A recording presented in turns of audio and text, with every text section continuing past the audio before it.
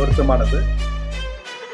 வேள்பாரியை பேசுவதும் வேள்பாரி குறித்து உரையாடுவதும் வேள்பாரியில் வருகிற சோமப்பூண்டின் வாசம் போல அவ்வளவு போதை தருகிற விஷயமாகத்தான் இருக்கிறது.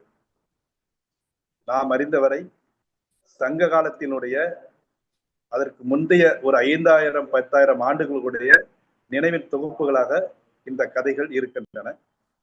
இந்த இந்த வேள்பாரி நாவலினுடைய மிகச்சிறந்த ஒரு தன்மை என்னவென்றால், அது இயற்கை இறந்த நிகழ்ச்சிகளை, அதாவது அறிவுக்கு பொருந்தாத செய்திகளை இல்லாமல் இப்படி நடந்திருக்கலாம், இப்படி இருந்திருக்கலாம், இப்படி ஒரு செயல்பாடுகள் நிகழ்ந்திருக்கலாம் என்றபடியாக தன்னுடைய கதைப்போக்கை அவர் உருவாக்கியிருப்பார்.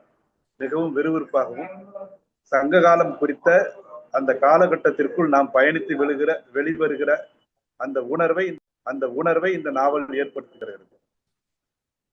அண்மையில் சங்ககால மன்னர்கள் காலமும் கருத்தும் என்கிற நூலை பதிப்பிக்கும் முயற்சியில் அதன் ஆசிரியர் திரு ஆதித்தன் அவர்களுடைய இளம் ஆய்வாளர் அவரோடு சங்ககால வரலாற்று செய்திகளோடு தொடர்ச்சியாக உரையாடி கொண்டிருந்த பொழுது வேள்பாரி குறித்த செய்திகள் அவ்வளவு கிடைத்தது. இந்த நாவலிலும் கூட வேள்பாரியின் சமகாலத்தில் போர் புரிந்த சேர மன்னன் உதயஞ்சேரலாதன் என்பது குறித்தும், சோழன் இளஞ்சர் சென்னி என்பது குறித்தும்,